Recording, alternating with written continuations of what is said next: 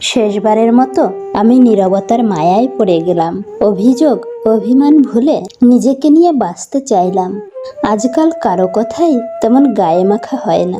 কেউ বকলেও কিছু বলার ইচ্ছে করে না। অপমান, অবহেলা, উপেক্ষা কোনো কিছু নিয়ে তেমন মাথা ব্যথা নেই। বেঁচে থাকতে হয় তাই বেঁচে আছি, হাসতে হয় হাসি, চুপ থাকতে হয় বলেই চুপ করে থাকি।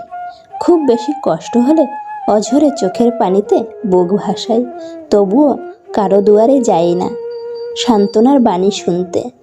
নিজের ভেতর নিজের বসবাস গড়ে তুলেছি। হাসতে হলে একাই হাসি, কাঁদতে হলেও একাই কাঁদি, তবুও অন্য কাউকে সুযোগ দেই না আমাকে কাঁদানোর। কান্না লুকিয়ে বাঁচতে শিখে গেছি।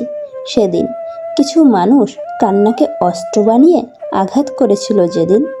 অনেকটা সময় পার হবার পর বুঝতে পারলাম নিজেকে বোধহয় এতটা সহজলভ্য করে রাখা উচিত নয়, যাতে মানুষ সস্তা রসিকতার ছলে অপমান করে যাবে। নিজেকে একটু দামি করে রাখা উচিত।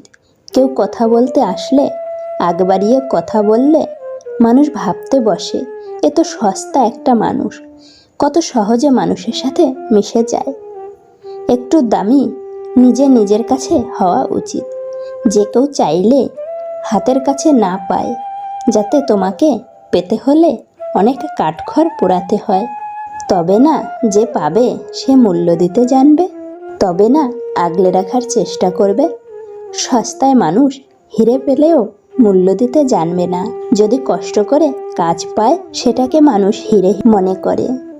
মানুষ হিসেবে সহজ সরল হও, কিন্তু সস্তা হতে যেও না। তবে মানুষ প্রয়োজন শেষে বস্তাবন্দি করে নর্মদায় ফেলে দিবে। কিছু মানুষ তোমার কদর করবে না, কিছু মানুষ তোমাকে তুচ্ছ-তাচ্ছিল্য করবে। তাই বলে নিজেকে অবহেলা করো না। সময় একদিন তোমার হয়ে ঠিক জবাব দিয়ে দেবে। ভালোই হয়েছে তুই মায়া নামক মহাশিকলে বাধা পড়িসনি, নয়তো মায়ার জাতাকলে হৃদয় পিষ্ট হয়ে যাওয়ার যন্ত্রণা সহ্য করতে পারতিস না। চারিদিকে কত মানুষ, মনুষ্যত্বের বড্ড অভাব। মানুষ হয়ে মানুষকে বিপদ থেকে বাঁচানোর বদলে মানুষ মানুষকে বিপদে ফেলতে ভালোবাসে। অবহেলা করা মানুষ কখনো বুঝতে পারে না অবহেলা সহ্য করা কতটা যন্ত্রণাদায়ক।